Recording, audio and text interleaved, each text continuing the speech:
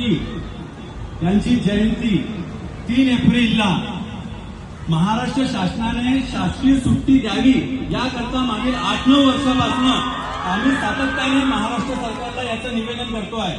आपणास याद्वारे विनंती आहे की आपणही सोशल मीडियाद्वारे ही मोहीम राबवावी आणि महाराष्ट्र सरकारचं लंगडी बाहिरी या सरकारला जाग यावा आणि महान त्यागी बाबा जुमदेवजीची जयंतीच्या दिनी सुट्टी डिक्लेअर करावी अशी मागणी आपण करतोय।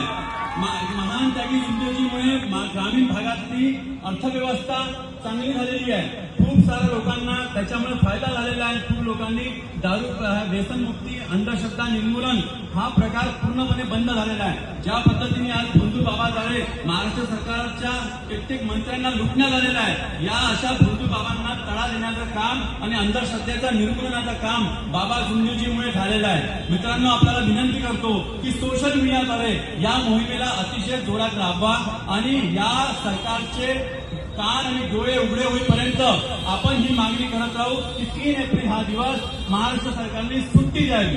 धन्यवाद।